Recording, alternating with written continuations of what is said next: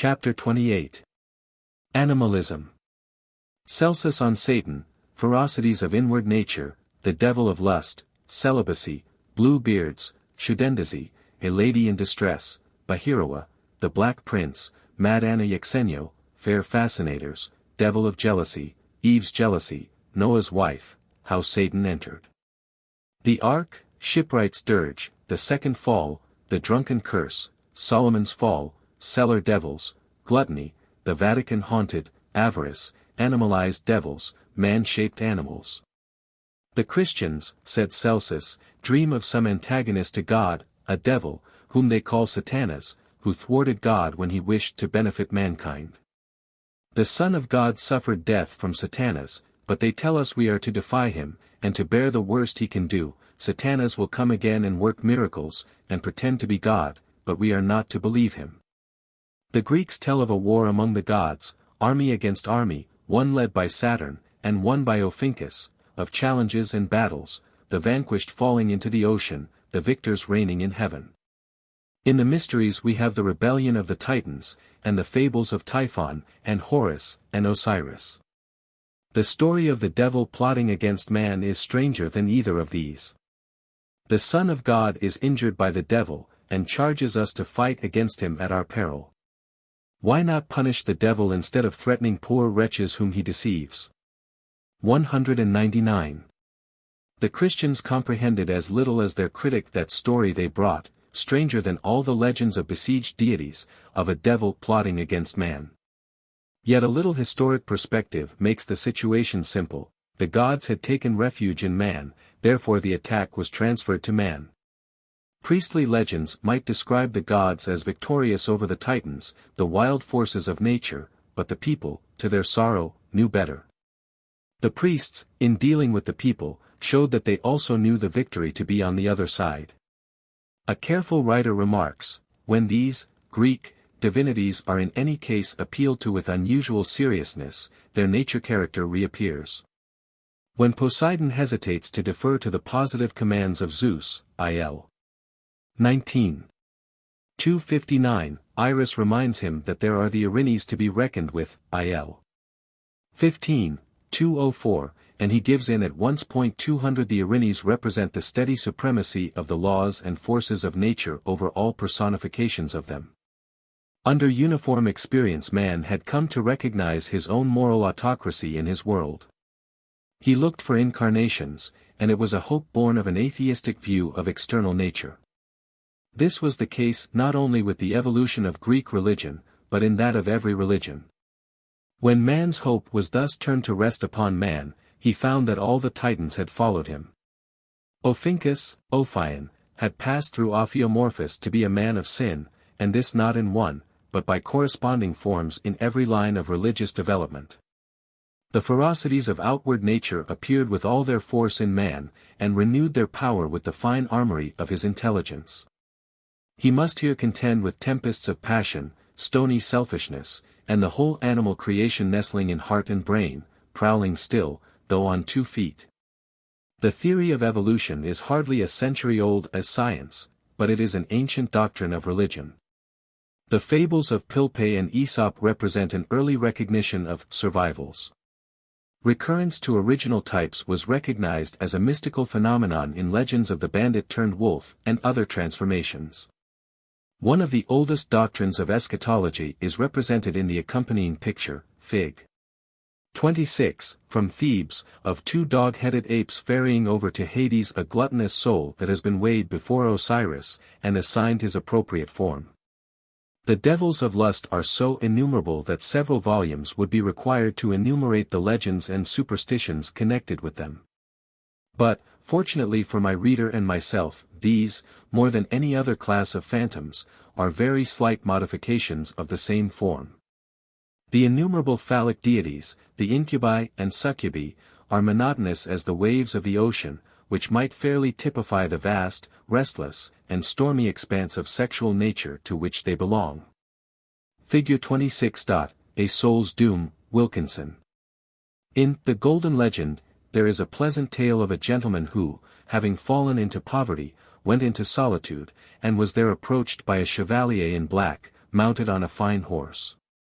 This knight, having inquired the reason of the other's sadness, promised him that, if he would return home, he would find at a certain place vast sums of gold.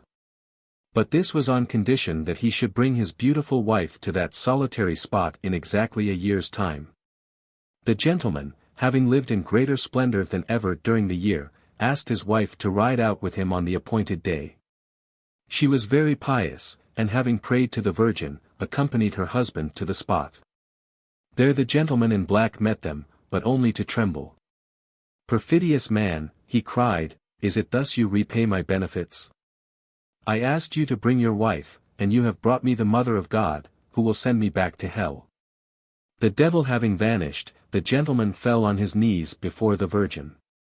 He returned home to find his wife sleeping quietly. Were we to follow this finely mounted gentleman in black, we should be carried by no uncertain steps back to those sons of God who took unto themselves wives of the daughters of men, as told in Genesis. And if we followed the Virgin, we should, by less certain but yet probable steps, discover her prototype in Eve before her fall, virginal as she was meant to remain so far as man was concerned. In the chapters relating to the Eden myth and its personages, I have fully given my reasons for believing that the story of Eve, the natural childlessness of Sarah, and the Immaculate Conception by Mary, denote. As sirocs sometimes mark the former outline of a coast, a primitive theory of celibacy in connection with that of a divine or holy family. It need only be added here that this impossible ideal in its practical development was effectual in restraining the sexual passions of mankind. Although the reckless proclamation of the wild nature gods, Elohim, be fruitful and multiply, has been accepted by Christian bibliolators as the command of Jehovah.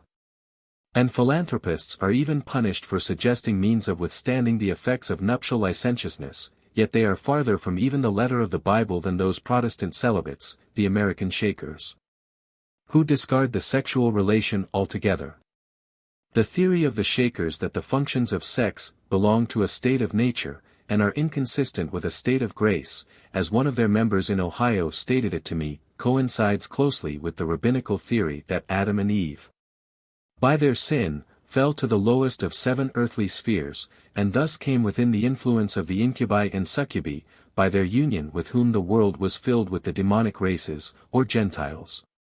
It is probable that the fencing off of Eden, the founding of the Abrahamic household and family, and the command against adultery, were defined against that system of rape, or marriage by capture, which prevailed among the sons of Elohim, who saw the daughters of men that they were fair, and followed the law of their eyes.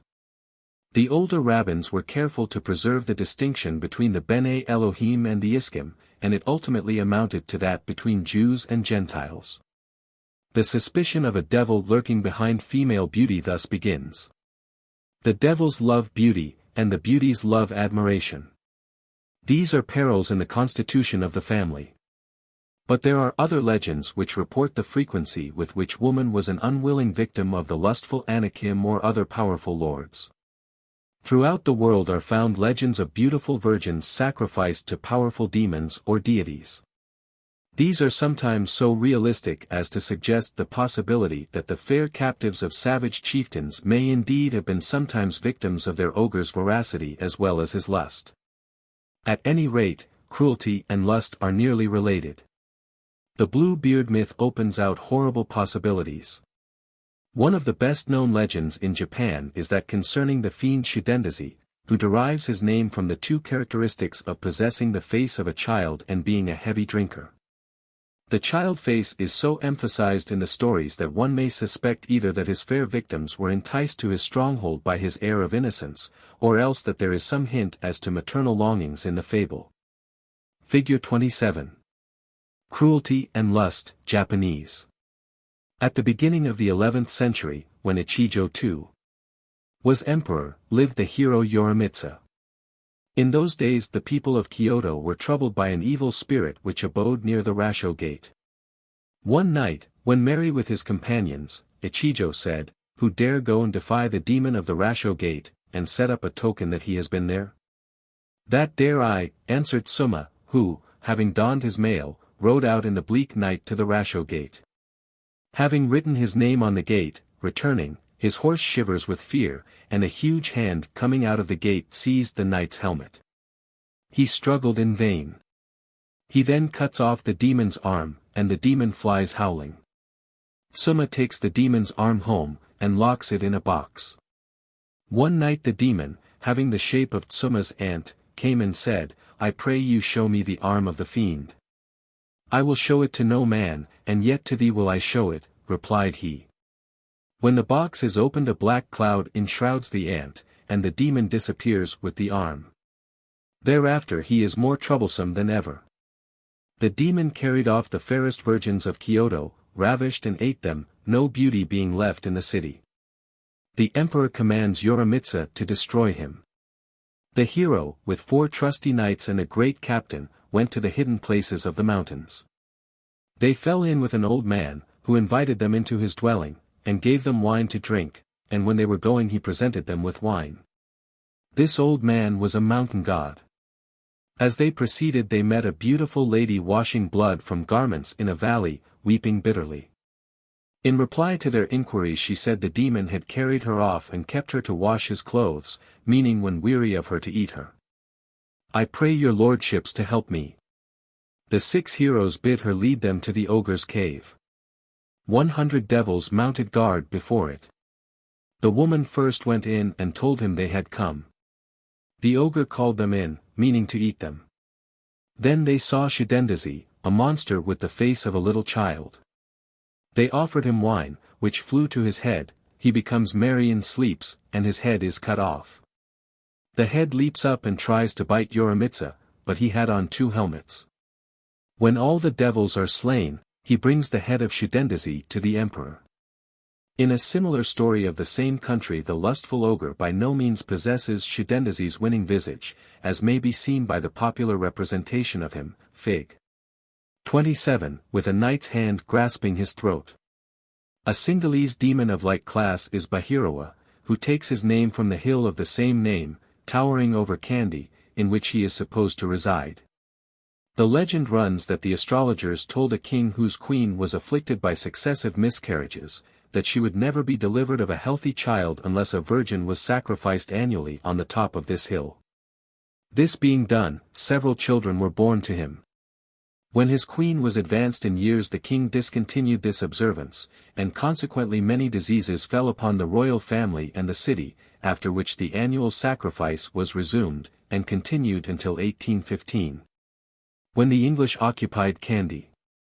The method of the sacrifice was to bind a young girl to a stake on the top of the hill with jungle creepers. Beside her, on an altar, were placed boiled rice and flowers. Incantations were uttered, and the girl left, to be generally found dead of fright in the morning. An old woman, who in early years had undergone this ordeal, survived, and her safety no doubt cooperated with English authority to diminish the popular fear of Bhairawa. But still few natives would be found courageous enough to ascend the hill at night. One of the lustful demons of Ceylon is Kalu Kumara, that is, the Black Prince. He is supposed to have 7 different apparitions, Prince of Fire, of Flowers, of Groves, of Graves, of Eye Ointments, of the Smooth Body, and of Sexuality. The saga says he was a Buddhist priest, who by exceeding asceticism and accumulated merits had gained the power to fly, but passion for a beautiful woman caused him to fall. By disappointment in the love for which he had parted with so much his heart was broken, and he became a demon. In this condition he is forever tortured by the passion of lustful desire, the only satisfaction of which he can obtain being to afflict young and fair women with illness. He is a very dainty demon, and can be soothed if great care is taken in the offerings made to him, which consist of rice of finest quality, plantains, sugar cane, oranges, coconuts, and cakes. He is of dark blue complexion and his raiment black. In Sinhalese demonolatry there are 7 female demons of lust, popularly called the Madana Yaksenyo. These sisters are, Kama, lust, Chini, fire, Mohani, ignorance, Rudi, pleasure, Kala, maturity, Mal, flowers, Puspa, perfumes. They are the abettors of seduction, and are invoked in the preparation of philters. 201. It were well, said Jason to Medea, that the female race should not exist, then would there not have been any evil among men. 202 The same sentiment is in Milton. Oh, why did God, Creator wise, that peopled highest heaven, with spirits masculine, create at last this novelty on earth, this fair defect of nature, and not fill the world at once with men, as angels, without feminine? 203. Many traditions preceded this ungallant creed, some of which have been referred to in our chapters on Lilith and Eve. Corresponding to these are the stories related by Herodotus of the overthrow of the kingdom of the Heraclid and freedom of the Greeks, through the revenge of the queen, the most beautiful of women, upon her husband Candaules for having contrived that Gyges should see her naked. Candaules having been slain by Gyges at the instigation of the queen, and married her, the fates decreed that their crime should be punished on their fifth descendant. The overthrow was by Cyrus, and it was associated with another woman, Mandane, daughter of the tyrant Astyages, mother of Cyrus, who is thus, as the Madonna, to bruise the head of the serpent who had crept into the Greek paradise. 204 The Greeks of Pontus also ascribed the origin of the Scythian race, the scourge of all nations, to a serpent woman, who, having stolen away the mares which Heracles had captured from Jurgen, refused to restore them except on condition of having children by him. From the union of Heracles with this half-virgin, half-viper, sprang 3 sons, of whom the youngest was Scythes. Figure 28. Jealousy, Japanese. Not only are feminine seductiveness and liability to seduction represented in the legends of female demons and devils, but quite as much the jealousy of that sex.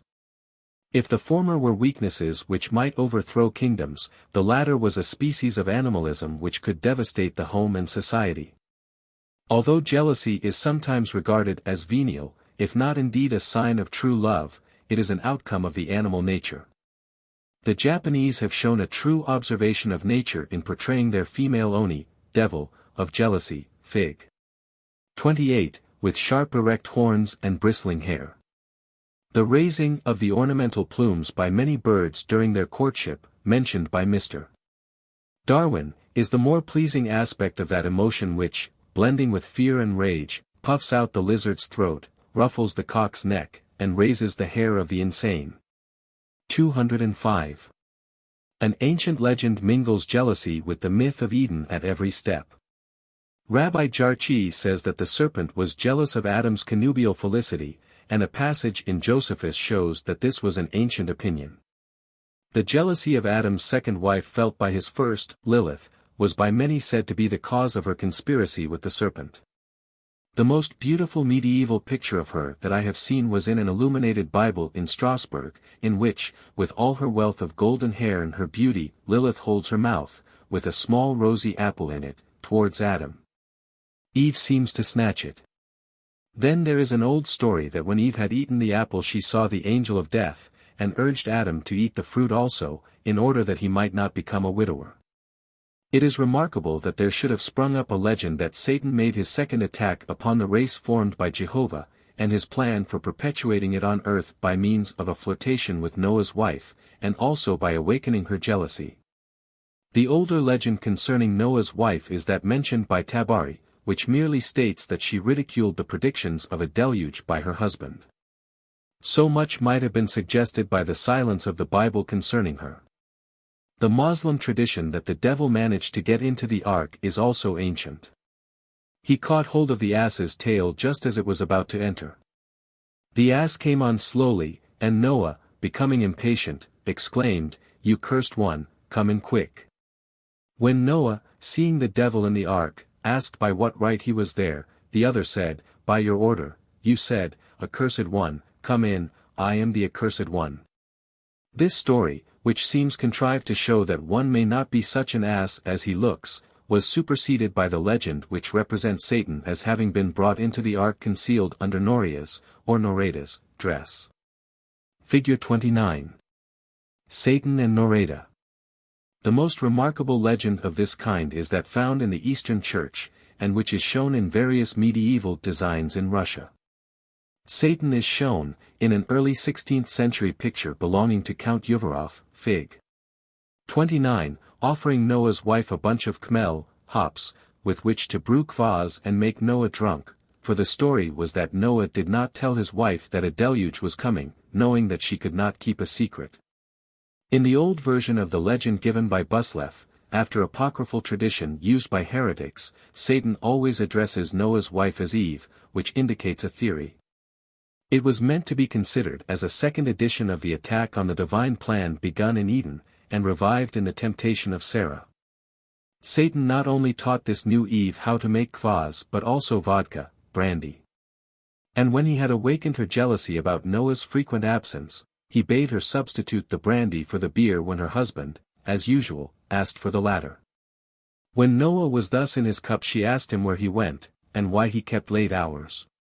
He revealed his secret to his Eve, who disclosed it to Satan. The tempter appears to have seduced her from Noah, and persuaded her to be dilatory when entering the ark. When all the animals had gone in, and all the rest of her family, Eve said, "I have forgotten my pots and pans," and went to fetch them. Next she said, "I have forgotten my spoons and forks," and returned for them. All of this had been arranged by Satan in order to make Noah curse. And he had just slipped under Eve's skirt when he had the satisfaction of hearing the intended Adam of a baptized world cry to his wife, "Accursed one, come in." Since Jehovah himself could not prevent the carrying out of a patriarch's curse, Satan was thus enabled to enter the ark, save himself from being drowned, and bring mischief into the human world once more. This is substantially the same legend as that of the medieval morality called Noah's Ark, or the shipwright's ancient play or dirge. The devil says to Noah's wife, "Yes, hold thee still, le dame. And I shall tell thee how. I swear thee by my crooked snout. All that thy husband goes about is little to thy profit. Yet shall I tell thee how. Thou shalt meet all his will. Do as I shall bid thee now. Thou shalt meet every deal. Have here a drink full good. That is made of a mightful main. Be he hath drunken a drink of this. No longer shall he learn. Believe, believe, my own dear dame. I may no longer bide to ship when thou shalt sail. I shall be by thy side."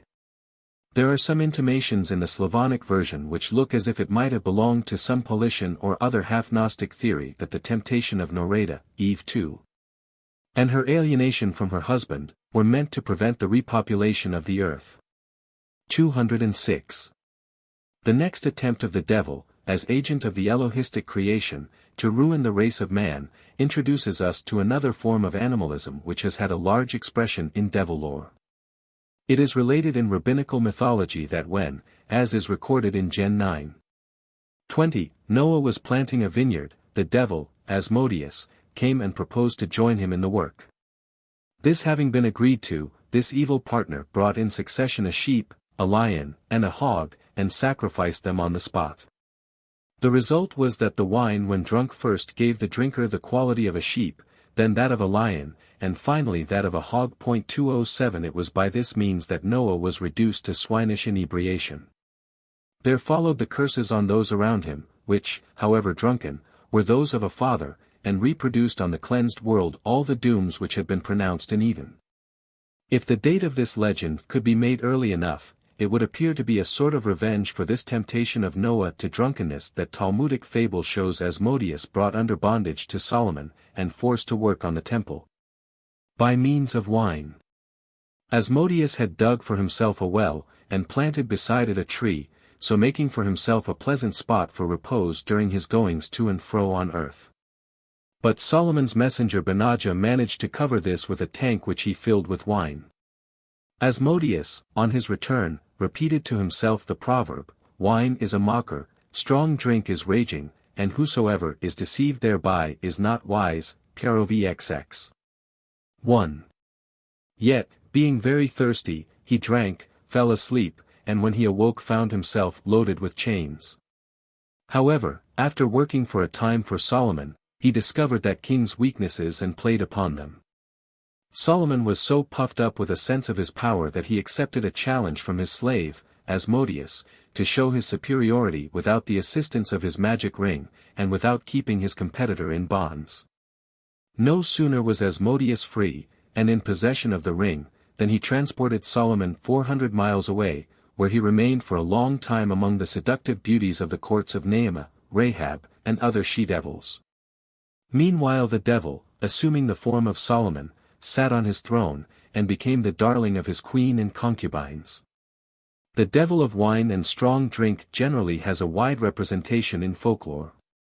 We find him in the bibulous serpent of Japan, who first loses his 8 heads metaphorically, and then literally from the first of swordsmen. The performances of Mephistopheles in Auerbach's cellar are commemorated in its old frescoes, and its motto, live, drink, carouse, remembering Faust and his punishment, it came slowly, but was in ample measure. Thuringian legends relate that the devil tries to stop the building of churches by casting down the stones, but this may be stopped by the builders promising to erect a winehouse in the same neighborhood. An Old English legend relates that a great man's cellar was haunted by devils who drank up his wine. On one occasion a barrel was marked with holy water, and the devil was found stuck fast on it. Gluttony, both in eating and drinking, has had its many personifications. The characteristics of the hunger demons are travestied in such devils as these, only the diabolical, as distinguished from the demonic element, appears in features of luxuriousness. The contrast between the starveling saints of the early church and the well-fed friars of later times was a frequent subject of caricature, as in the accompanying example, figure 30, from the British Museum, 14th century, MS. Arundel, where a lean devil is satisfying himself through a fattened friar. One of the most significant features of the old legend of Faust is the persistence of the animal character in which Mephistopheles appears. He is an ugly dog, a fit emblem of the scholar's relapse into the canine temper which flies at the world as at a bone he means to gnaw. Faust does not like this genuine form, and bids the devil change it. Mephistopheles then takes the form of a Franciscan friar, but the kernel of the brute is in him still, and he at once loads Faust's table with luxuries and wines from the cellars of the Archbishop of Salzburg and other rich priests. The prelates are fond of their bone too.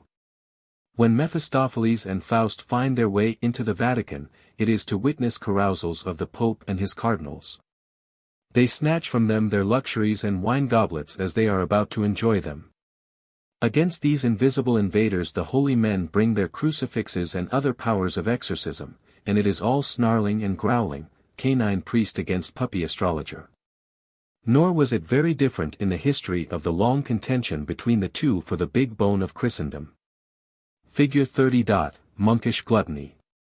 The lust of gold had its devils, and they were not different from other types of animalism.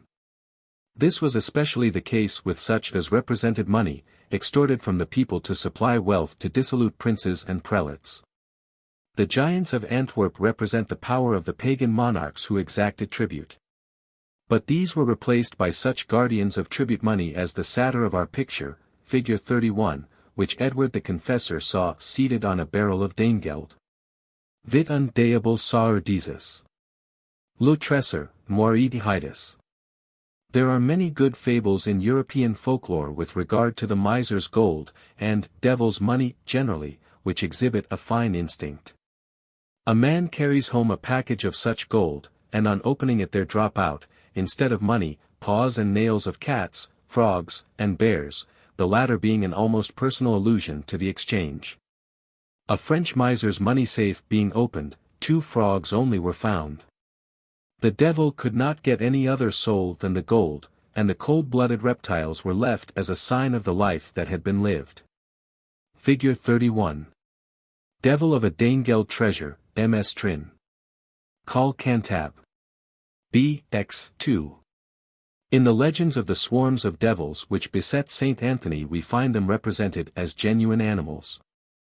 Our Anglo-Saxon fathers, however, were quite unable to appreciate the severity of the conflict which man had to wage with the animal world in southern countries and in earlier times. Nor had their reverence for nature and its forms been crushed out by the pessimist theory of the earth maintained by Christianity. Gradually the representation of the animal tempters was modified, and instead of real animal forms there were reported the bearded bestialities which surrounded Saint Guthlac and Saint Godric. The accompanying picture, Fig. 32, is a group from Bruegel, 1565, representing the devils called around St. James by a magician. These grotesque forms will repay study. If we should make a sketch of the same kind, only surrounding the saint with the real animal shapes most nearly resembling these nondescripts, it would cease to be a diabolical scene. Figure 32. St. James and Devils. For beastliness is not a character of beasts, it is the arrest of man. It is not the picturesque donkey in the meadow that is ridiculous, but the donkey on 2 feet. Not the bear of zoological gardens that is offensive morally, but the rough, who cannot always be caged. It is the 2-legged calf, the snake pretending to be a man, the ape in evening dress, whoever made the problem of evil at all formidable.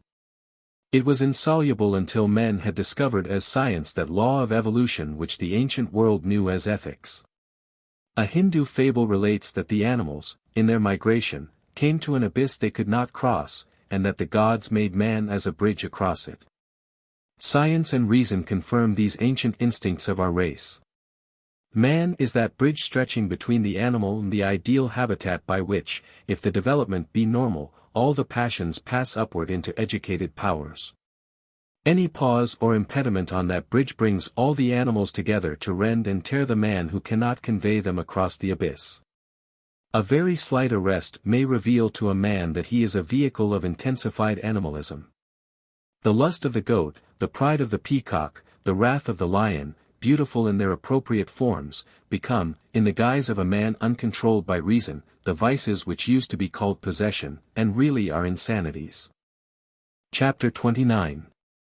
Thoughts and Interpretations. I lately heard the story of a pious Negro woman whose faith in hell was sorely tried by a skeptic who asked her how brimstone enough could be found to burn all the wicked people in the world.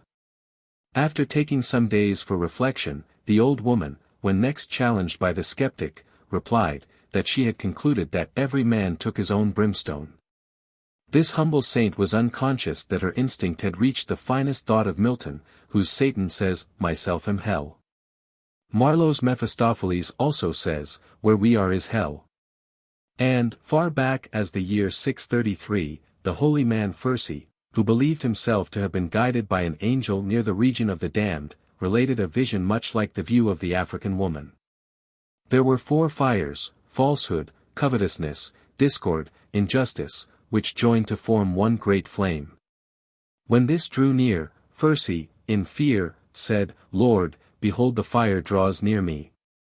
The angel answered, "That which you did not kindle shall not burn you." Such association of any principle of justice, even in forms so crude, has become rare enough in Christendom to excite applause when it appears. Though the applause has about it that infusion of the grotesque which one perceives when gallery gods cheer the actor who heroically declares that a man ought not to strike a woman. When we go back to the atmosphere of paganism we find that retribution had among them a real meaning. Nothing can be in more remarkable contrast than the disorderly characterless hell of Christendom, into which the murderer and the man who confuses the persons of the Godhead alike burn everlastingly in most inappropriate fires. And the Hades of Egypt, Greece, and Rome, where every punishment bears relation to the offense, and is limited in duration to the degree of the offense. The Egyptians, says Herodotus, 2:123, were the first who asserted that the soul of man is immortal, and that when the body perishes it enters into some other animal, constantly springing into existence. And when it has passed through the different kinds of terrestrial, marine, and aerial beings, it again enters into the body of a man that is born, and that this revolution is made in 3,000 years. Probably Plato imported from Egypt his fancy of the return of one dead to relate the scenes of heaven and hell, ere the Armenian, Republic, X. 614, suggesting an evolution of Rhampsinitus, Herod. 2:122, who descended to Hades alive, played dice with Ceres, and brought back gold. The vision of air represents a terrible hell, indeed, but those punished were chiefly murderers and tyrants. They are punished tenfold for every wrong they had committed. But when this punishment is ended, each soul must return to the earth in such animal form as he or she might select. The animals, too, had their choice. Ere saw that the choice was generally determined by the previous earthly life, many becoming animals because of some spite derived from their experience. And not only did men pass into animals, but I must also mention that there were animals tame and wild who changed into one another, and into corresponding human natures, the good into the gentle, the evil into the savage. In all sorts of combinations. Sly Plato. Such is his estimate of what men's selections of their paradises are worth. Orpheus chose to be a swan, hating to be born of woman, because women murdered him. Ajax became a lion and Agamemnon an eagle, because they had suffered injustice from men. Atalanta would be an athlete, and the jester Thersites a monkey, and Odysseus went about to find the life of a private gentleman with nothing to do. If Plutarch's friend Thespesius had pondered well this irony of Plato, he would hardly have brought back from his visit to Hades the modification that demons were provided to assign the animal forms in which souls should be born again on earth. They could hardly have done for the wicked anything worse than Plato shows them doing for themselves. But the meaning of Plutarch is the same. Thespesius sees demons preparing the body of a viper for Nero to be born into, since it was said the young of that reptile destroy their mother at birth. Among the Persians the idea of future rewards and punishments exceeds the exactness of the Quran. Whoso hath done an atom of justice shall behold it, and whoso hath done an atom of injustice shall behold it. The Persian Sufis will even subdivide the soul rather than that any good act should go down with the larger gross of wickedness. Sudi tells of a vision where a man was seen in hell, all except one foot, which was twined with flowers. With all his wickedness the man had with that foot shoved a bundle of hay within reach of a weary ox. But while Persian poets, Sufis, ennobling the old name sophist, preserved thus a good deal of the universalism of Parsaism, a Mohammedanism hard as the Scythians who brought it turned the heart of the people in that country to stone. In the Dresden Library there is an illuminated Persian MS, thought to be 700 years old, which has in it what may be regarded as a portrait of Ahriman and Iblis combined. He is red, has a heavy beard and mustache, and there is a long dragon's crest and mane on his head. He wears a green and blue skirt about his loins. His tongue rolls thirstily between his cruel teeth. He superintends a number of fish-like devils which float in a lake of fire, and swallow the damned.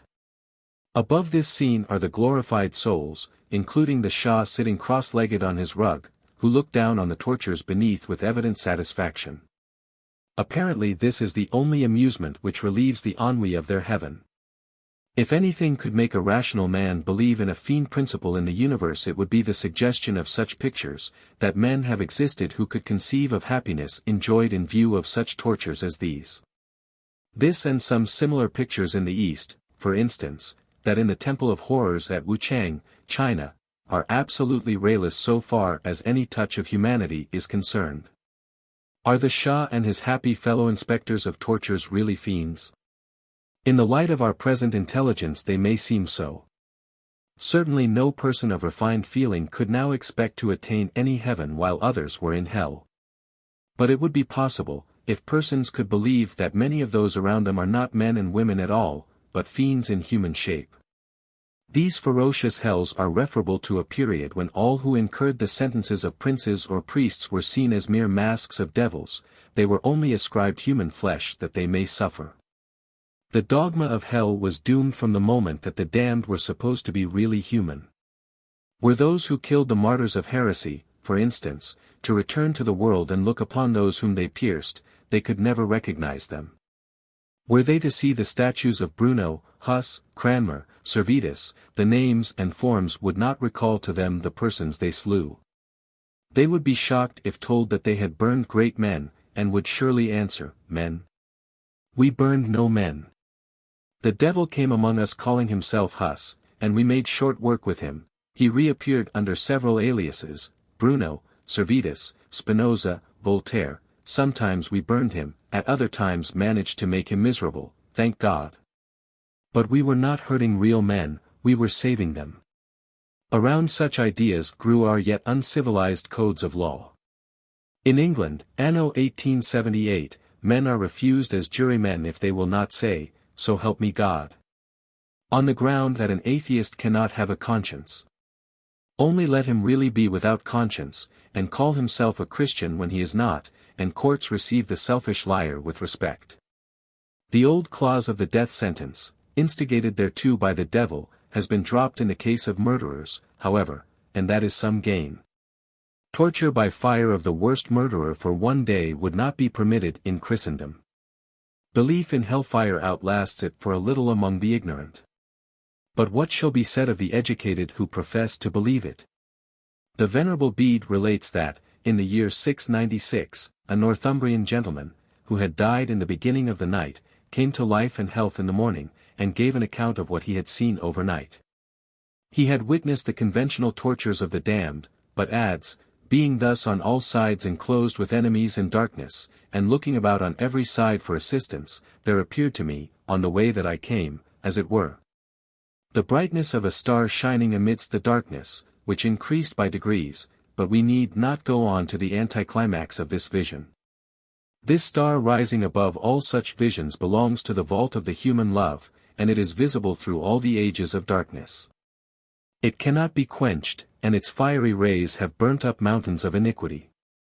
In the year 1322, writes Flagel, after the Chroniken Sampetrinum Erfer tense, there was a play shown at Eisenach, which had a tragical enough effect.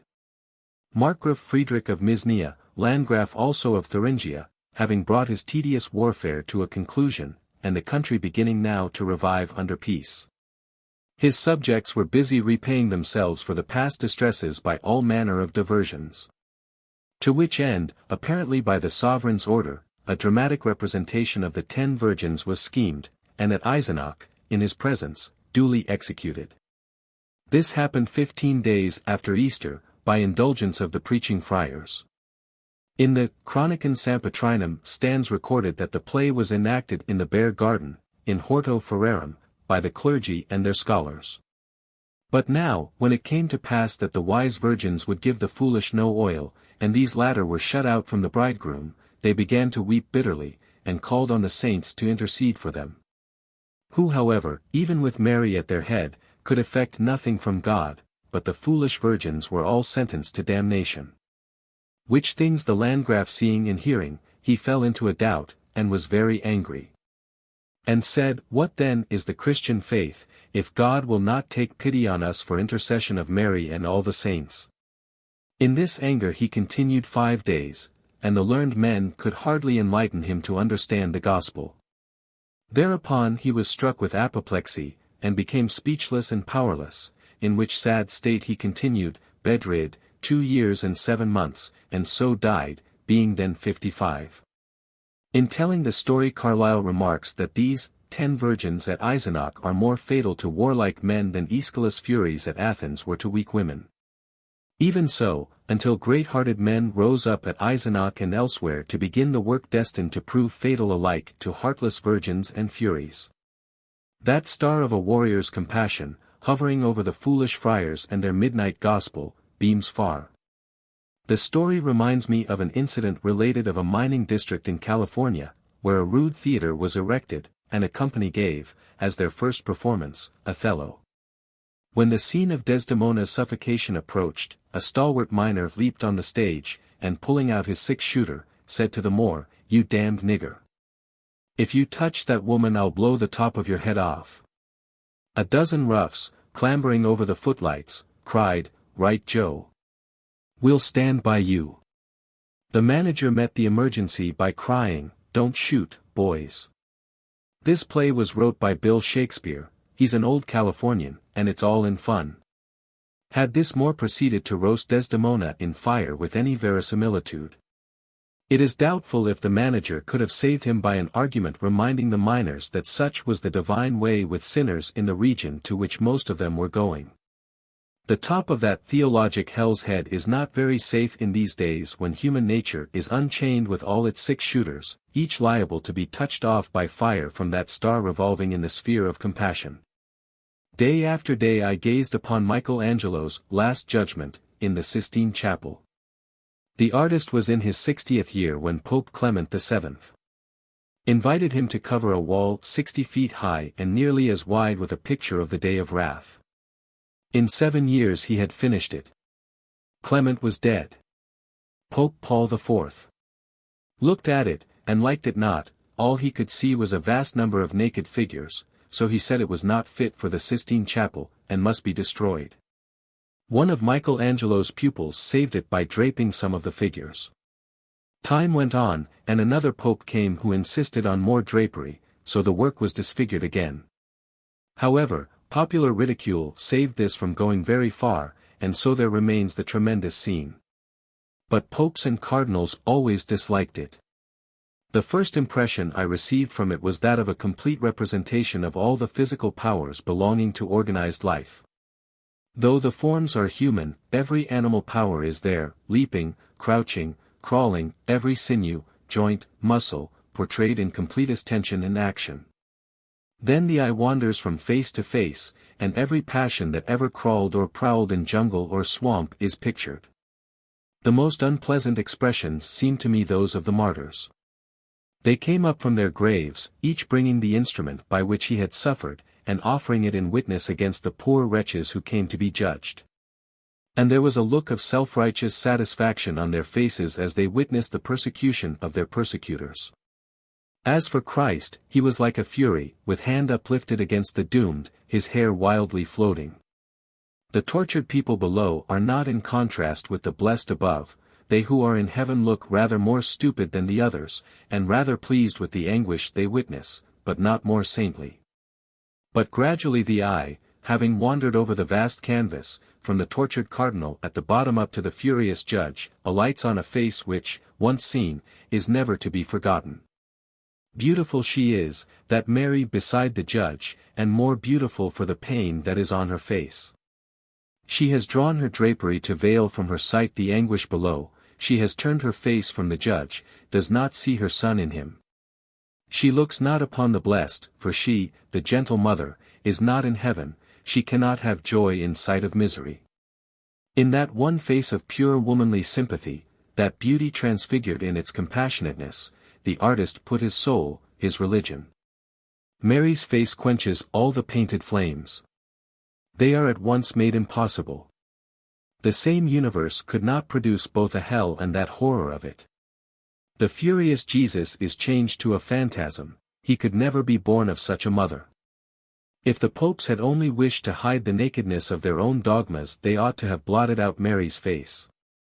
For as it now stands, the rest of the forms are but shapes to show how all the wild forms and passions of human animalism gather as a frame round that which is their consummate flower, the spirit of love enshrined in its perfect human expression.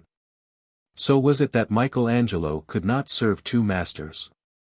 Popes might employ him, but he could not do the work they liked. The passive master lent his hand to the vast soul that o'er him planned. He could not help it. The lover of beauty could not paint the day of wrath without setting above it that face like a star which shines through its unreality, burns up its ugliness, and leaves the picture a magnificent interpretation of the forms of nature and hopes of the world, a cardinal hypocrite at the bottom, an ideal woman at the top. Exhausted by the too much glory of the visions of paradise which he had seen, Dante came forth to the threshold opening on the world of human life, from which he had parted for a space, and there sank down. As he lay there, angels caused lilies to grow beneath and around him, and myrtle to rise and intertwine for a bower over him, and their happy voices, wafted in low-toned hymns, brought soft sleep to his overwrought senses. Long had he slumbered before the light of familiar day stole once more into those deep eyes. The angels had departed. The poet awoke to find himself alone, and with a sigh he said to himself, "It is, then, all but a dream." As he arose he saw before him a man of noble mien and shining countenance, habited in an eastern robe, who returned his gaze with an interest equal to his own. Quickly the eyes of Dante searched the ground beside the stranger to see if he were shadowless. Convinced thus that he was true flesh and blood, the Florentine thus addressed him. "Pilgrim, for such thou seemest. May we meet in simple human brotherhood? If, as thy garb suggests, thou comest from afar, perchance the friendly greeting, even of one who in his native city is still himself a pilgrim, may not be unwelcome. Heart to heart be our kiss, my brother. Yet must I journey without delay to those who watch and wait for wondrous tidings that I bear. Friend, I hear some meaning deeper than thy words. If 'twere but as satisfying natural curiosity, answer not. But if thou bearest a burden of tidings glad for all humankind, speak. Who art thou? Whence comest, and with what message freighted? Ardaviruf is the name I bear, from Persia have I come. But by what strange paths have reached this spot know I not, save that through splendors of worlds invisible to mortal sense I have journeyed, nor encountered human form till I found thee slumbering on this spot. Trebly then art thou my brother. I too have but now, as to my confused sense it seems, emerged from that vast journey. Thou clearest from me gathering doubts that those visions were elusive. Yet, as even things we really see are often overlaid by images that lurk in the eye, I pray thee tell me something thou hast seen, so that perchance we may part with mutual confirmation of our vision. That gladly will I do. When the Avesta had been destroyed, and the sages of Iran disagreed as to the true religion, they agreed that one should be chosen by lot to drink the sacred draught of Vishtasp. That he might pass to the invisible world and bring intelligence therefrom. On me the lot fell. Beside the fire that has never gone out, surrounded by holy women who chanted our hymns, I drank the 3 cups, well thought, well said, well done. Then as I slept there rose before me a high stairway of 3 steps. On the first was written, well thought, on the second, well said, on the third, well done. By the first step I reached the realm where good thoughts are honored, there were the thinkers whose star-like radiance ever increased. They offered no prayers, they chanted no liturgies. Above all was the sphere of the liberal. The next step brought me to the circle of great and truthful speakers, these walked in lofty splendor. The third step brought me to the heaven of good actions. I saw the souls of agriculturists surrounded by spirits of water and earth, trees and cattle. The artisans were seated on embellished thrones. Sublime were the seats of teachers, interceders, peacemakers, and the religious walked in light and joy with which none are satiated. Sawest thou the fairest of earth-born ladies, Beatrice? I saw indeed a lady most fair. In a pleasant grove lay the form of a man who had but then parted from earth. When he had awakened, he walked through the grove and there met him this most beautiful maiden. To her he said, Who art thou, so fair beyond all whom I have seen in the land of the living? To him she replied, O youth, I am thy actions. Can this be thy lady Beatrice? But sawest thou no hell? No dire punishments? Alas! Sad scenes I witnessed, sufferers whose hell was that their darkness was amid the abodes of splendor. Amid all that glow one newly risen from earth walked shivering with cold, and there walked ever by his side a hideous hag. On her he turned and said, Who art thou, that ever movest beside me, thou that art monstrous beyond all that I have seen on earth? To him she replied, Man, I am thy actions. But who were those glorious ones thou sawest in paradise? Some of their names I did indeed learn, Zoroaster, Socrates, Plato, Buddha, Confucius, Christ. What do I hear? Knowest thou that none of these save that last Holy One, whom methinks thou namest too lightly among men, were baptized? Those have these eyes sorrowfully beheld in pain through the mysterious justice of God. Thinkest thou, then, thy own compassion deeper than the mercy of Ormuzd? But, ah! Now indeed I do remember. As I conversed with the sages I had named, they related to me this strange event. By guidance of one of their number, Virgil by name, there had come among them from the earth a most powerful magician. He bore the name of Dante. By mighty spells this being had cast them all into a sad circle which he called Limbo, over whose gate he wrote, though with eyes full of tears, All hope abandon, ye who enter here. Thus were they in great sorrow and dismay. But, presently, as this strange Dante was about to pass on, so they related, he looked upon the face of one among them so pure and noble that though he had styled him pagan, he could not bear to abandon him there. This was Cato of Utica. Him this Dante led to the door, and gave him liberty on condition that he would be warder of his unbaptized brethren, and by no means let any of them escape. No sooner, however, was this done than this magician beheld others who moved his reverence, among them Trajan and Ripheus, and overcome by an impulse of love, he opened a window in the side of Limbo, bidding them emerge into light. He then waved his Christian wand to close up this aperture, and passed away, supposing that he had done so.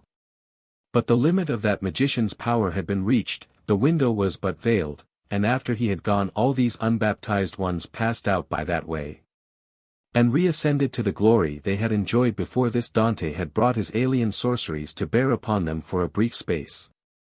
Can this be true? Is it indeed so that all the sages and poets of the world are now in equal rank whether or not they have been sealed as members of Christ? Brother, thy brow is overcast. What? Can one so pure and high of nature as thou desire that the gentle Christ, whom I saw embracing the sages and prophets of other ages, should turn upon them with hatred and bind them in gloom and pain like this Dante? Thereupon, with a flood of tears, Dante fell at the feet of Artaviraf, and kissed the hem of his skirt.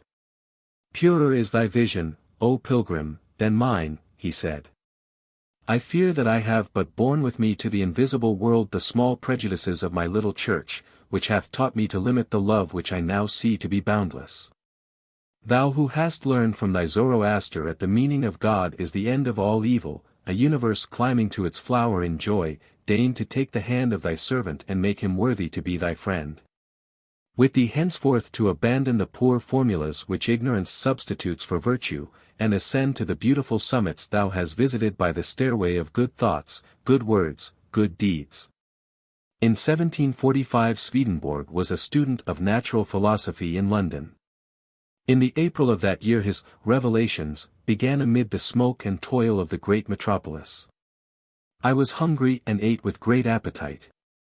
Towards the end of the meal I remarked a kind of mist spread before my eyes, and I saw the floor of my room covered with hideous reptiles, such as serpents, toads, and the like. I was astonished, having all my wits about me, being perfectly conscious. The darkness attained its height and then passed away. I now saw a man sitting in the corner of the chamber. As I had thought myself alone, I was greatly frightened when he said to me, "Eat not as much." In Swedenborg's diary the incident is related more particularly. In the middle of the day, at dinner, an angel spoke to me, and told me not to eat too much at table. Whilst he was with me, there plainly appeared to me a kind of vapor steaming from the pores of my body. It was a most visible watery vapor, and fell downwards to the ground upon the carpet, where it collected and turned into divers vermin, which were gathered together under the table, and in a moment went off with a pop or noise. A fiery light appeared within them, and a sound was heard, pronouncing that all the vermin that could possibly be generated by unseemly appetite were thus cast out of my body, and burnt up, and that I was now cleansed from them. Hence we may know what luxury and the like have for their bosom contents. Continuing the first account, Swedenborg said, the following night the same man appeared to me again. I was this time not at all alarmed. The man said, "I am God, the Lord, the Creator, and Redeemer of the world. I have chosen thee to unfold to men the spiritual sense of the Holy Scripture. I will myself dictate to thee what thou shalt write." The same night the world of spirits, hell and heaven, were convincingly opened to me, where I found many persons of my acquaintance of all conditions. From that day forth I gave up all worldly learning, and labored only in spiritual things, according to what the Lord commanded me to write. He gave up all worldly learning, shut his intellectual eyes, and sank under all the nightmares which his first vision saw burnt up as vermin. After his 50th year, says Emerson, he falls into jealousy of his intellect, makes war on it, and the violence is instantly avenged. But the portrait of the blinded mystic as drawn by the clear seer is too impressive an illustration to be omitted here. A vampire sits in the seat of the prophet and turns with gloomy appetite to the images of pain. Indeed, a bird does not more readily weave its nest or a mole bore in the ground than this seer of the soul substructs a new hell and pit, each more abominable than the last, round every new crew of offenders. He was let down through a column that seemed of brass, but it was formed of angelic spirits, that he might descend safely amongst the unhappy, and witness the vastation of souls, and heard there, for a long continuance, their lamentations. He saw their tormentors, who increase and strain pangs to infinity. He saw the hell of the jugglers, the hell of the assassins, the hell of the lascivious, the hell of robbers, who kill and boil men, the infernal ton of the deceitful. The excrementitious hells, the hell of the revengeful, whose faces resembled a round, broad cake, and their arms rotate like a wheel. The universe, in his poem, suffers under a magnetic sleep, and only reflects the mind of the magnetizer. Swedenborg and Bayman both failed by attaching themselves to the Christian symbol, instead of to the moral sentiment, which carries innumerable Christianities, humanities, divinities, in its bosom. Another dogma, growing out of this pernicious theologic limitation, is this inferno. Swedenborg has devils. Evil, according to old philosophers, is good in the making. That pure malignity can exist, is the extreme proposition of unbelief. To what a painful perversion had Gothic theology arrived, that Swedenborg admitted no conversion for evil spirits. But the divine effort is never relaxed, the carrion in the sun will convert itself to grass and flowers. And man, though in brothels, or jails, or on gibbets, is on his way to all that is good and true. But even the hell of Swedenborg is not free from the soft potency of our star. It is almost painful, indeed, to see its spiritual ray mingling with the fiery fever shapes which Swedenborg meets on his way through the column of brass, made, had he known it, not of angels but of savage scriptures. I gave up all worldly learning, he says, but it did not give him up all at once. They, the damned, suffer ineffable torments, but it was permitted to relieve or console them with a certain degree of hope, so that they should not entirely despair. For they said they believed the torment would be eternal. They were relieved or consoled by saying that God Messiah is merciful, and that in his word we read that, the prisoners will be sent forth from the pit, Zech 9. 2. Swedenborg reports that God Messiah appeared to these spirits, and even embraced and kissed one who had been raised from the greatest torment. He says, punishment for the sake of punishment is the punishment of a devil, and affirms that all punishment is, to take away evils or to induce a faculty of doing good. These utterances are in his diary, and were written before he had got to the bottom of his Calvinistic column. But even in the Arcana Celestia, there is a gleam, such is the equilibrium of all things in another life that evil punishes itself, and unless it were removed by punishments the evil spirits must necessarily be kept in some hell to eternity. Reductio ad absurdum. And yet Swedenborgians insist upon the dogma of everlasting punishments, to sustain which they appeal from Swedenborg half-sober to Swedenborg mentally drunk. In the library at Dresden there is a series of old pictures said to be Mexican, and which I was told had been purchased from a Jew in Vienna, containing devils mainly of serpent characters blended with those of humanity. One was a fantastic serpent with human head, sharp snoutish nose, many eyes, slight wings, and tongue lolling out. Another had a human head and reptilian tail. A third is human except for the double tongue darting out. A fourth has issuing from the back of his head a serpent whose large dragon head is swallowing a human embryo. Whatever tribe it was that originated these pictures must have had very strong impressions of the survival of the serpent in some men.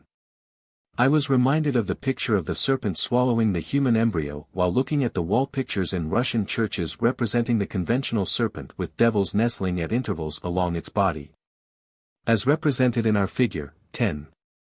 Professor Busleff gave me the right archaeology of this, no doubt, but the devils themselves, as I gazed, seemed to intimate another theory with their fair forms.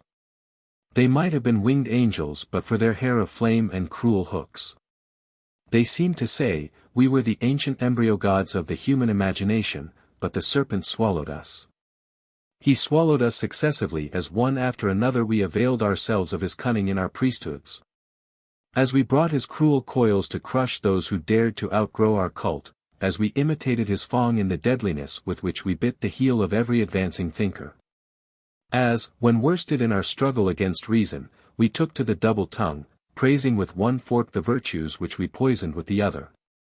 Now we are degraded with him forever, bound to him by these rings, labeled with the sins we have committed.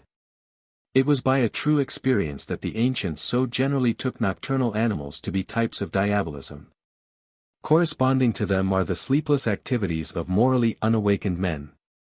The animal is a sleeping man. Its passions and instincts are acted out in what to rational man would be dreams. In dreams, especially when influenced by disease, a man may mentally relapse very far, and pass through kennels and sties, which are such even when somewhat decorated by shreds of the familiar human environment.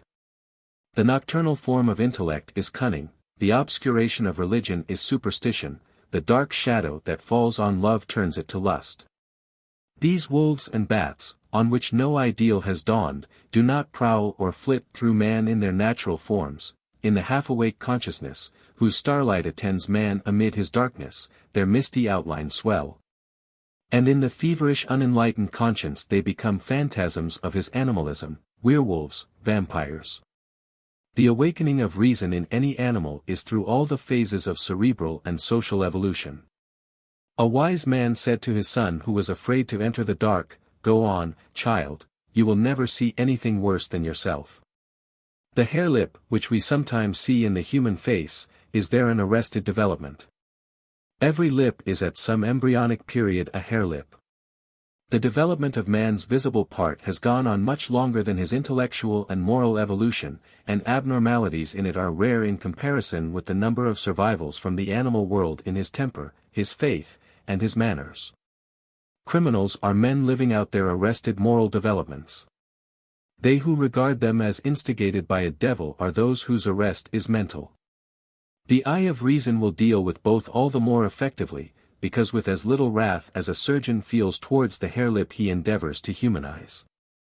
It is an impressive fact that the great and reverent mind of Spinoza, in pondering the problem of evil and the theology which ascribed it to a devil, was unconsciously led to anticipate by more than a century the first, modern, scientific suggestions of the principle of evolution.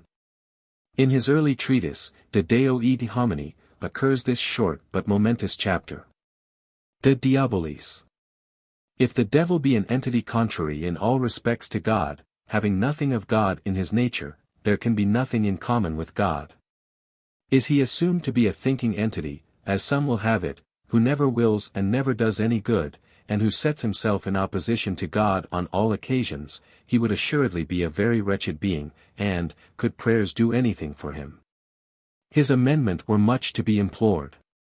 But let us ask whether so miserable an object could exist even for an instant, and, the question put, we see at once that it could not.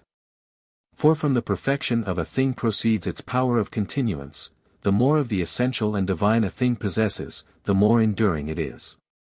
But how could the devil, having no trace of perfection in him, exist at all? Add to this, that the stability or duration of a thinking thing depends entirely on its love of and union with God, and that the opposite of this state in every particular being presumed in the devil. It is obviously impossible that there can be any such being. And then there is indeed no necessity to presume the existence of a devil, for the causes of hate, envy, anger, and all such passions are readily enough to be discovered.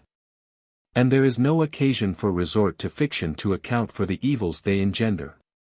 In the course of his correspondence with the most learned men of his time, Spinoza was severely questioned concerning his views upon human wickedness, the disobedience of Adam, and so forth. He said, to abridge his answers, if there be any essential or positive evil in men, God is the author and continuer of that evil. But what is called evil in them is their degree of imperfection as compared with those more perfect. Adam, in the abstract, is a man eating an apple. That is not in itself an evil action. Acts condemned in man are often admired in animals, as the jealousy of doves, and regarded as evidence of their perfection. Although man must restrain the forces of nature and direct them to his purposes, it is a superstition to suppose that God is angry against such forces. It is an error in man to identify his little inconveniences as obstacles to God. Let him withdraw himself from the consideration and nothing is found evil. Whatever exists, exists by reason of its perfection for its own ends, which may or may not be those of men. Spinoza's aphorism, "From the perfection of a thing proceeds its power of continuance," is the earliest modern statement of the doctrine now called survival of the fittest. The notion of a devil involves the solecism of a being surviving through its unfitness for survival. Spinoza was Copernicus of the moral cosmos. The great German who discovered to men that their little planet was not the one center and single care of nature, led the human mind out of a closet and gave it a universe. But dogma still clung to the closet. Where indeed each sect still remains, holding its little interest to be the aim of the solar system, and all outside it to be part of a countless host, marshaled by a prince of evil, whose eternal war is waged against that formidable pulpiteer whose sermon is sending dismay through pandemonium. But for rational men all that is ended, and its decline began when Spinoza warned men against looking at the moral universe from the pinhole of their egotism. That closet creation, whose laws were seen now acting now suspended to suit the affairs of men, disappeared, and man was led to adore the all. It is a small thing that man can bruise the serpent's head, if its fang still carries its venom so deep in his reason as to blacken all nature with a sense of triumphant malevolence. To the eye of judicial man, instructed to decide every case without bribe of his own interest as a rival animal, the serpent's fang is one of the most perfect adaptations of means to ends in nature. Were a corresponding perfection in every human mind, the world would fulfill the mystical dream of the East, which gave one name to the serpents that bit them in the wilderness and seraphim singing round the eternal throne. Cursed be the Hebrew who shall either eat pork, or permit his son to be instructed in the learning of the Greeks. So says the Talmud, with a voice transmitted from the kingdom of priests, Exodus 19:6. From the altar of unhewn stone came the curse upon art, and upon the race that represented culture raising its tool upon the rudeness of nature. That curse of the Talmud recoiled fearfully. The Jewish priesthood had their son in Peter with his vision of clean and unclean animals, and the command, slay and eat. Uninstructed is this heir of priestly Judaism, in the learning of the Greeks, consequently his way of converting Gentiles, the herd of swine, the Goyim, is to convert them into Christian protoplasm. Slay and eat, became the cry of the elect, and their first victim was the paternal Jew who taught them that pork and Greek learning belonged to the same category. But there was another Jewish nation not composed of priests. While the priestly kingdom is typified in Jonah announcing the destruction of Nineveh, who, because the great city still goes on, reproaches Jehovah, the nation of the poets has now its Jehovah too. Who sees the humiliation of the tribal priesthood as a withered gourd compared with the arts, wealth, and human interests of a Gentile city. The Lord repented. The first gospel to the Gentiles is in that gentle thought for the uncircumcised Ninevites. But it was reached too late. When it gained expression in Christ welcoming Greeks, and seeing in stones possible, children of Abraham. In Paul acknowledging debt to barbarians and taking his texts from Greek altars or poets, the evolution of the ideal element in Hebrew religion had gained much. But historic combinations raised the Judaizers to a throne, and all the narrowness of their priesthood was reenacted as Christianity. The column of brass in whose hollow center the fine brain of Swedenborg was imprisoned is a fit similitude of the Christian formula. The whole moral attitude of Christianity towards nature is represented in his first vision. The beginning of his spiritual career is announced by the evaporation of his animal nature in the form of vermin. The Christian hell is present, and these animal parts are burnt up. Among those burnt-up powers of Swedenborg, one of the serpents must have been his intellect. From that day forth I gave up all worldly learning. Here we have the ideal Christian caught up to his paradise even while his outward shape is visible. But what if we were all to become like that? Suppose all the animal powers and desires were to evaporate out of mankind and to be burnt up. Were that to occur today, the effect on the morrow would be but faintly told in that which would be caused by sudden evaporations of steam from all the engines of the world. We may imagine a band of philanthropists, sorely disturbed by the number of accidents incidental to steam locomotion, who should conspire to go at daybreak to all the engine houses and stations in England, and just as the engines were about to start for their work, should quench their fires, let off their steam, and break their works. That would be but a brief paralysis of the work of one country. But what would be the result if the animal nature of man and its desires, the works and trades that minister to the pomps and vanities, all worldly aims and joys, should be burnt up in fires of fanaticism? Yet to that fatal aim Christianity gave itself, so contrary to that great heart in which was mirrored the beautiful world, its lilies and little children, and where love shed its beams on the just and the unjust. The organizing principle of Christianity was that which crucified Jesus and took his tomb for cornerstone of a system modeled after what he hated. Its central purpose was to effect a divorce between the moral and the animal nature of man. One is called flesh and the other spirit, one was the child of God, the other the child of the devil. It rent asunder that which was really one. Its whole history, so long as it was in earnest, was the fanatical effort to keep asunder by violence those two halves ever seeking harmony. Its history since its falsity was exposed has been the hypocrisy of professing in word what is impossible in deed. Beside the Christian vision of Swedenborg, in which the Judaic priest's curse on swinish Greek learning found apotheosis, let us set the vision of a Jewish seer in whom the humanity that spared Nineveh found expression. The seer is Philo, name rightly belonging to that pure mind in which the starry ideals of his Semitic race embraced the sensuous beauty which alone could give them life. Philo, Prim. Giti Poenis, section 15-20, describes as the first joy of the redeemed earth the termination of the war between man and animal. That war will end, he says, when the wild beasts in the soul have been tamed. Then the most ferocious animals will submit to man.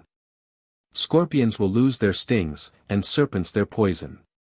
And, in consequence of the suppression of that older war between man and beast, the war between man and man shall also end. Here we emerge from Swedenborg's brass column, we pass beyond Peter's sword called slay and eat. We leave behind the Talmud's curse on swine and learning, we rise to the clear vision of Hebrew prophecy which beheld lion and lamb lying down together, a child leading the wild forces subdued by culture. Why not God kill Debil? Asked Man Friday. It is a question which not even psychology has answered, why no theology has yet suggested the death of the devil in the past, or prophesied more than chains for him in the future. No doubt the need of a hangman's whip to haud the wretch in order may partly account for it. But with this may have combined a cause of which it is pleasanter to think, devils being animal passions in excess, even the ascetic recoils from their destruction. With an instinct like that which restrains rats from gnawing holes through the ship's bottom. In Goethe's Faust, we read, Doch das Antike Feind, ich zu lebendig. It is a criticism on the nudity of the Greek forms that appear in the classical Walpurgis Night. But the authority is not good, it is Mephistopheles who is disgusted with sight of the human form, and he says they ought in modern fashion to be plastered over. His sentiments have prevailed at the Vatican, where the antique statues and the great pictures of Michelangelo bear witness to the prurient prudery of the papal mind. Devils are our sins in perspective, says George Herbert. Herodotus, 2:47, says, the Egyptians consider the pig to be an impure beast, and therefore if a man, in passing by a pig, should touch him only with his garments, he forthwith goes to the river and plunges in. And, in the next place, swineherds, although native Egyptians, are the only men who are not allowed to enter any of their temples. The Egyptians, he says, do not sacrifice the goat. And, indeed, their painters and sculptors represent Pan with the face and legs of a goat, as the Grecians do, not that they imagine this to be his real form, for they think him like other gods. But why they represent him in this way I had rather not mention. We need not feel the same prudery. The Egyptians rightly regarded the symbol of sexual desire, on whose healthy exercise the perpetuation of life depended, as a very different kind of animalism from that symbolized in the pig's love of refuse and garbage. Their association of the goat with Pan, the lusty vigor of nature, was the natural preface to the arts of Greece in which the wild forces were taught their first lesson, temperance. Pan becomes musical.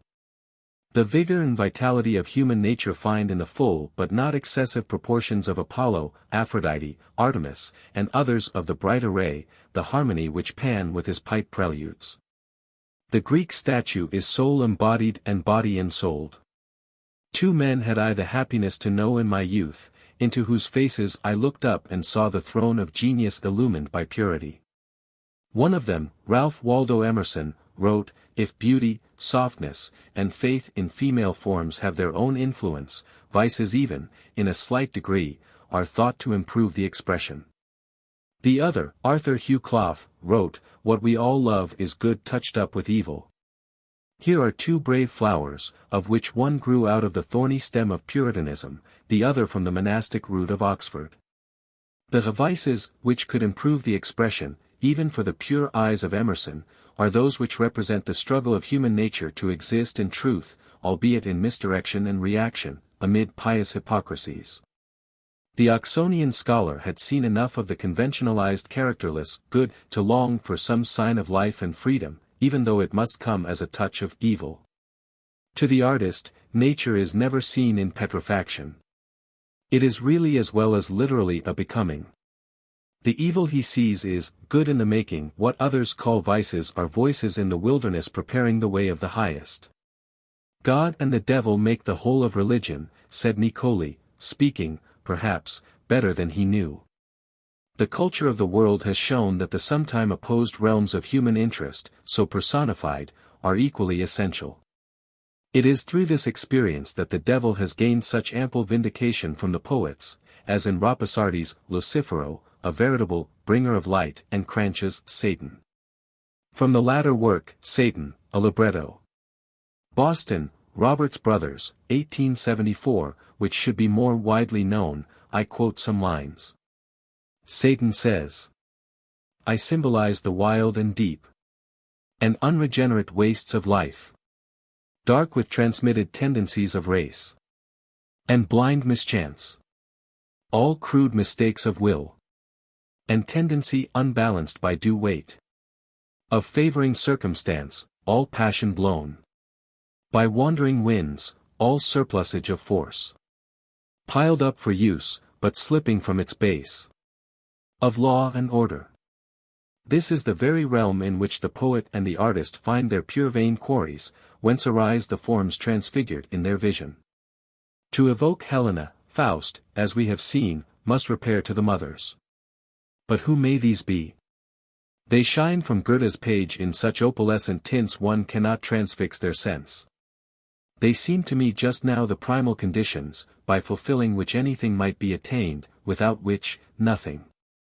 But now, yet perhaps the difference is not great, I see the mothers to be the ancient healthy instincts and ideals of our race. These took shape in forms of art, whose evolution had been man's harmony with himself. Christianity, borrowing thunder of one God, hammer of another, shattered them, shattered our mothers. And now learned travelers go about in many lands saying, "Saw ye my beloved?" Amid cities ruined and buried we are trying to recover them, fitting limb to limb, so carefully, as if half conscious that we are piecing together again the fragments of our own humanity. The devil, does he exist, and what does he do? Such is the title of a recent work by Father Delaporte, professor of dogma in the faculty of Bordeaux. He gives specific directions for exorcism of devils by means of holy water, the sign of the cross, and other charms. These measures, says one of his American critics, may answer very well against the French devil, but our American Beelzebub is a potentate that goeth not forth on any such hints. Father Delaporte would hardly contend that the use of cross and holy water for 1,000 years has been effectual in dislodging the European Beelzebub. On the whole, I am inclined to prefer the method of the Africans of the Guinea coast. They believe in a particularly hideous devil, but say that the only defense they require against him is a mirror. If anyone will keep a mirror beside him, the devil must see himself in it, and he at once rushes away in terror of his own ugliness. No monster ever conjured up by imagination is more hideous than a rational being transformed to a beast. Just that is every human being who has brought his nobler powers down to be slaves of his animal nature. No, I could look upon that fearful sight unmoved. All man needs is a true mirror in which his own animalism may see itself. We cannot borrow for this purpose the arts of Greece, nor the fairy ideals of Germany, nor the emasculated saints of Christendom. These were but fragments of the man who has been created by combination of their powers, and their several ideals are broken bits that cannot reflect the whole being of man in its proportions or disproportions. The higher nature of man, polished by culture of all his faculties, can alone be the faithful mirror before his lower. The clearness of this mirror in the individual heart depends mainly on the civilization and knowledge surrounding it. The discovered law turns once plausible theories to falsehoods, a noble literature transmutes once popular books to trash. When art interprets the realities of nature, when it shows how much beauty and purity our human nature is capable of, it holds a mirror before all deformities. At a theatre in the city of London, I witnessed the performance of an actor who, in the course of his part, struck a child. He was complimented by a hurricane of hisses from the crowded gallery. Had those gods up there never struck children? Possibly. Yet here each had a mirror before him and recoiled from his worst self. A clergyman relates that, while looking at pictures in the Bethnal Green Museum, he overheard a poor woman, who had been gazing on a Madonna, say, "If I had such a child as that I believe I could be a good woman." Who can say what even that one glance at her life in the ideal reflector may be worth to that wanderer amid the miseries and temptations of London? It is not easy for those who have seen what is high and holy to give their hearts to what is base and unholy. It is as natural for human nature to love virtue as to love any other beauty. External beauty is visible to all, and all desire it. The interior beauty is not visible to superficial glances, but the admiration shown even for its counterfeits shows how natural it is to admire virtue. But in order that the charm of this moral beauty may be felt by human nature, it must be related to that nature, real. It must not be some childish ideal which answers to no need of the man of today. Not something imported from a time and place where it had meaning and force to others where it has none. When dogmas surviving from the primitive world are brought to behold themselves in the mirror held up by science, they cry out, "That is not my face. You are caricaturing my beliefs." This recoil of superstition from its own ugliness is the victory of religion. What priests bewail as disbelief is faith fleeing from its deformities. Ignorant devotion proves its need of science by its terrors of the same, which are like those of the horse at first sight of its best friend, bearer of its burthens, the locomotive. Religion, like every other high feature of human nature, has its animal counterpart. The animalized religion is superstition.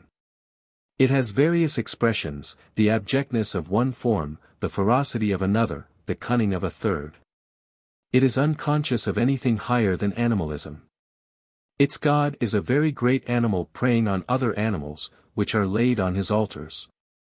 Or pleased when smaller animals give up their part of the earthly feast by starving their passions and senses.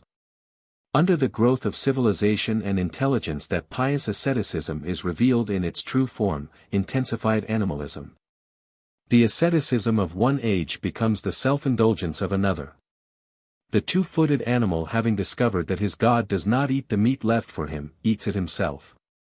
Learning that he gets as much from his God by a wafer and a prayer, he offers these and retains the gifts, treasures, and pleasures so commuted, these, however, being withdrawn from the direction of the higher nature by the fact of being obtained through the conditions of the lower, and dependent on their persistence. In process of time the forms and formulas of religion, detached from all reality, such as no conceivable monarch could desire, not only become senseless, but depend upon their senselessness for continuance. They refuse to come at all within the domain of reason or common sense, and trust to mental torpor of the masses, force of habit in the aggregate, self-interest in the wealthy and powerful, bribes for thinkers and scholars. Animalism disguised as a religion must render the human religion, able to raise passions into divine attributes of a perfect manhood, impossible so long as it continues. That a human religion can ever come by any process of evolution from a superstition which can only exist by ministry to the baser motives is a delusion. The only hope of society is that its independent minds may gain culture, and so surround this unextinct monster with mirrors that it may perish through shame at its manifold deformities. These are symbolized in the many-headed phantasm which is the subject of this work. Demon, dragon, and devil have long paralyzed the finest powers of man, peopling nature with horrors, the heart with fears, and causing the religious sentiment itself to make actual in history the worst excesses it professed to combat in its imaginary adversaries. My largest hope is that from the dragon-guarded well where truth is too much concealed she may emerge far enough to bring her mirror before these phantoms of fear, and with far-darting beams send them back to their caves in chaos and ancient night. The battlements of the cloisters of Magdalen College, Oxford, are crowned with an array of figures representing virtues and vices, with carved allegories of teaching and learning. Under the governor's window are the pelican feeding its young from its breast, and the lion, denoting the tenderness and the strength of a master of youth.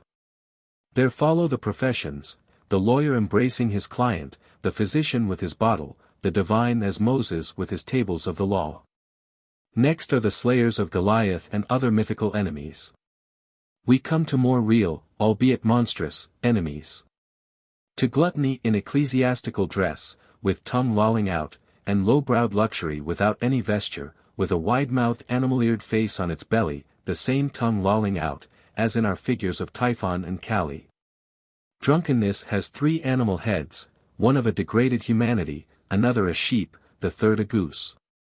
Cruelty is a werewolf, a frog-faced lamia represents its mixture with lust.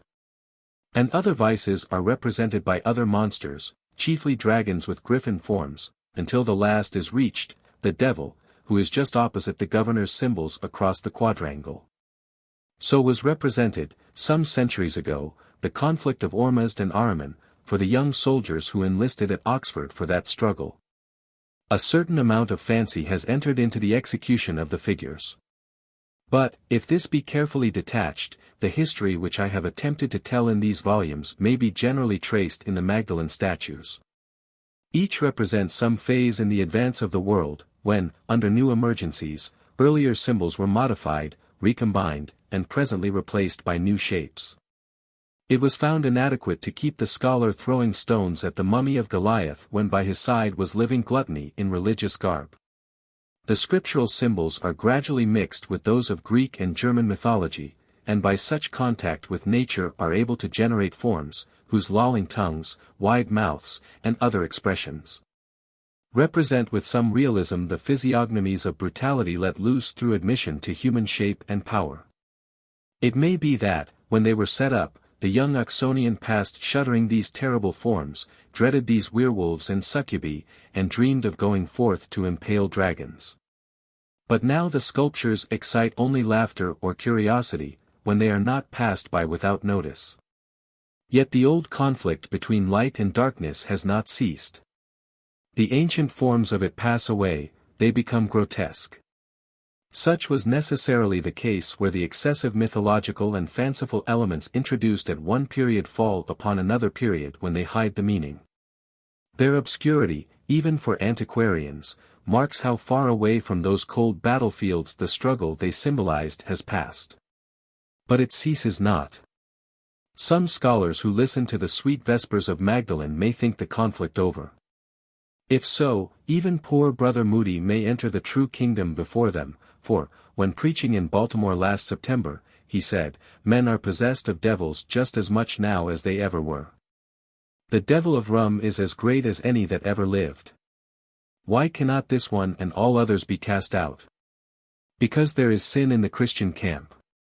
The picture which closes this volume has been made for me by the artist Hennessy, to record an incident which occurred at the door of Notre Dame in Paris last summer. I had been examining an ugly devil there treading down human forms into hell, but a dear friend looked higher, and saw a bird brooding over its young on a nest supported by that same horrible head. So, above the symbols of wrath in nature, love still interweaves heavenly tints with the mystery of life, beside the horns of pain prepares melodies. Even so, also, over the animalism which deforms man, rises the animal perfection which shames that. Here ascending above the reign of violence by a feather's force, and securing to that little creature a tenderness that could best express the heart of a Christ, when it would gather humanity under his wings. This same little scene at the cathedral door came before me again as I saw the Oxonian youth, with their morning faces, passing so heedlessly those ancient sculptures at Magdalen. Over every happy heart the same old love was brooding, in each nestling faculties were trying to gain their wings. To what will they aspire, those students moving so light-hearted amid the dead dragons and satans of an extinct world? Do they think there are no more dragons to be slain? Know they that saying, he descended into hell, and that, from Orpheus and Heracles to Muhammad and Swedenborg, this is the burthen felt by those who would be saviors of men? It is not only loving birds that build their nests and rear their young over the horns of forgotten fears, but, alas, the harpies too. These, which Dante saw nestling in still plants, once men who had wronged themselves, rear successors above the aspirations that have ended in nothing but leaves. The sculptures of Magdalen are incomplete.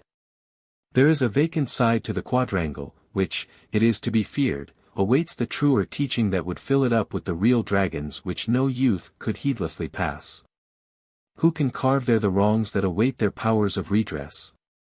Who can set before them, with all its baseness, the true emblem of pious fraud? When will they see in any stone mirror the real shape of a double-tongued culture, one fork intoning litanies, another whispering contempt of them? The werewolves of scholarly selfishness, the lamias of Christian casuistry, the subtle intelligence that is fed by sages and heroes, but turns them to dust, nay, to venom, because it dares not be human. Still crawls, these are yet to be revealed in all their horrors. Then will the old cry, Sussum corda, sound over the ancient symbols whereon scholars waste their strength, by which they are conquered. And wings of courage shall bear them with their arrows of light to rescue from superstition the holy places of humanity.